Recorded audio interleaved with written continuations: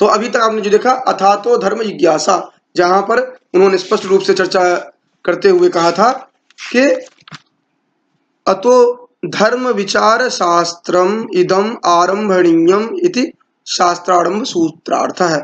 ये जो कहा गया था तो धर्म जिज्ञासा, इसको आधार मान करके लोगाक्ष भास्कर जो हैं अर्थ संग्रहकार, वो कह रहे हैं कि आप इसका अभिप्राय यह समझिए क्योंकि शास्त्रारंभ हमें करना है यहाँ पर। अब किस तरह का, तो कह रहे हैं उसका आशय बता रहे हैं अपने फर्स्ट पैराग्राफ का, जो कि अतः है इसलिए धर्म विचार शास्त्रम, धर्म का विचार जिस शास्त्र में किया गया है ऐसे ग्रंथ जो हैं, ऐसे शास्त्र जो हैं, ऐसे ग्रंथ जो हैं, उनको हम प्रारंभ करें, इस तरह का आशय बनता है। अर्थात धर्म क्या है इस संदर्भ में जिस शास्त्र में विचार किया गया है वही यहाँ पर आशय ग्रहण करें। और इसी को ध्यान में रखते हुए आगे कहते हैं क्या, जो कि आपका जो परीक्षा का जो मुख्य विषय वस्तु आ जाता है वो आ जाता है। वो क्या कहते हैं कि अथ को धर्म किम तस्य लक्षणम इति चेत उच्यते यागादिरेव धर्म तल्लक्षणम वेद प्रतिपाद्य प्रयोजनवदर्थो धर्म इति प्रयोजने अतिव्याप्ति वारणाय प्रयोजनवत् इति भोजनादौ अतिव्याप्ति वारणाय वेद प्रतिपाद्य इति अनर्थक फलकत्वात् अनर्थभूते श्येनादौ अतिव्याप्ति वारणाय अर्थ इति। अब आपने ये देख लिया जो कि प्रारंभ में क्या कहा गया था, जो कि वहीं से भूमिका बनाई गई जो कि जैमिनी ने जो अपने प्रथम सूत्र में लिखा था अतः तो धर्म जिज्ञासा, तो उसी को हम ध्यान में रख करके आगे बढ़ रहे हैं। तो अथा तो अर्थ का अभिप्राय वहां पर दे दिया गया। तो इसके बाद अर्थात वेदाध्ययन के अनंतर धर्म की जिज्ञासा करनी चाहिए, ये प्रश्न, ये हुआ मूलभूत बात। अब धर्म की जिज्ञासा करनी चाहिए तो धर्म क्या है ये तो पहले हम देखें। तो इसलिए कहा गया अथ को धर्म, धर्म क्या है, किम तस्य लक्षणम, उसका लक्षण क्या है, इति चेत, अगर इस तरह का प्रश्न हो तो उच्यते, कहा गया है यागादि रेव धर्म, याग आदि जो है वही धर्म है।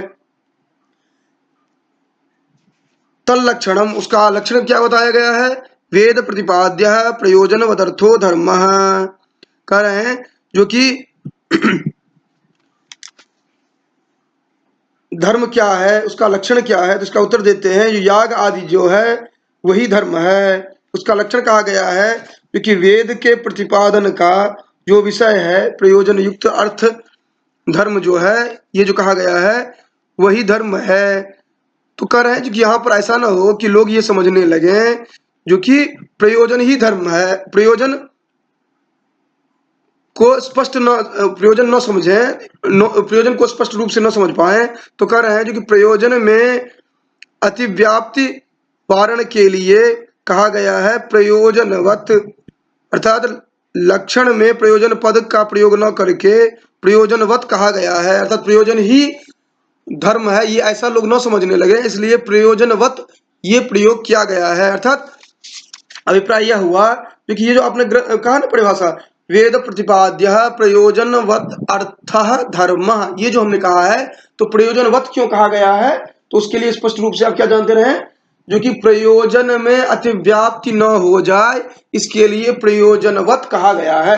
प्रयोजन और प्रयोजनवत में क्या अंतर है, जैसे मैंने कहा धन और धनवान, तो दोनों में अंतर है ना।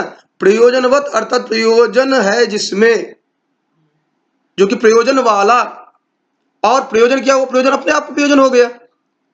और जैसे धन, धन अलग हुआ और धनवान अलग हुआ, इसी तरह प्रयोजन जो हुआ प्रयोजन अलग हुआ और प्रयोजनवत प्रयोजनवान जो है वह अलग हुआ। तो कह रहे हैं जो कि वेद का प्रतिपादन, वेद के प्रतिपादन का जो विषय है प्रयोजन युक्त अर्थ वह धर्म है। तो यहाँ पर कह रहे हैं जो कि प्रयोजन पद का प्रयोजनवत पद का प्रयोग क्यों किया गया, क्योंकि आप प्रयोजन में ही उसको ग्रहण न करने लगे इसलिए। इसके बाद कह रहे हैं जो कि भोजन आदि में इसकी अतिव्याप्ति न हो जाए इसलिए लक्षण में किसका प्रयोग किया गया है,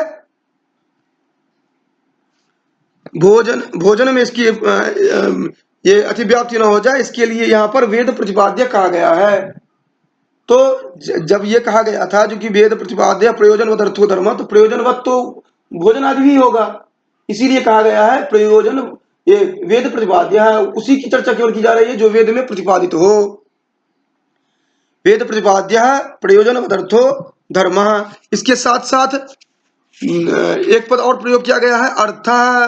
तो अर्थ जो कहा गया है उसके लिए कहा गया है क्या, जो कि अनर्थ फलदायक जो शेन आदि कर्म है उनमें अतिव्याप्ति न हो जाए, इसीलिए अर्थ पद का प्रयोग किया गया है।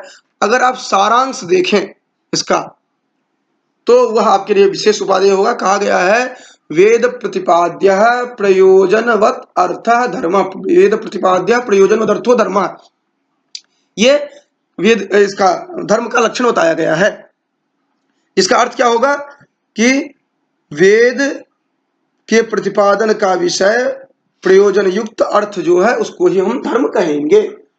अब यहां पर तीन पद जो प्रयोग किए गए हैं, पहला प्रयोजनवत्, दूसरा वेद प्रतिपाद्य और तीसरा अर्थ, ये जो तीन पद प्रयोग किए गए हैं इसको आपको बताया जा रहा है क्यों किया गया है। अगर हम नहीं करते हैं तो क्या हो जाएगा। अगर हम ऐसा कहें वेद प्रतिपाद्य अर्थ धर्म, अगर हम ऐसा कह दें प्रयोजनवत् न कहें तो उसका प्रयोजन जो होगा वह भी धर्म माना जाएगा। अगर हम ऐसा कहें जो कि प्रयोजनवत् अर्थ धर्म वेद प्रतिपाद्य न कहें तो भोजन आदि में भी उसकी अतिव्याप्ति हो जाएगी। अगर हम ऐसा कहें जो कि वेद प्रतिपाद्य प्रयोजनवत् धर्म अर्थ अगर न कहें तो शेन आदि का भी ग्रहण होने लगेगा। अर्थात कुल मिलाकर के अगर प्रश्न आपसे बनता है तो प्रश्न इस तरह का बनेगा जो कि यहां पर प्रयोजनवत् पद का प्रयोग क्यों किया गया है, या भोजन आदि में अतिव्याप्ति के से वारण के लिए किस पद का प्रयोग किया गया है, या सेन आदि में अतिव्याप्ति न हो धर्म का इससे वारण के लिए किस पद का प्रयोग किया गया है। तो इसलिए आप तीनों पद को ध्यान में रखेंगे और तीनों पद से जो उसका अभिप्राय होगा उसको आप समझेंगे।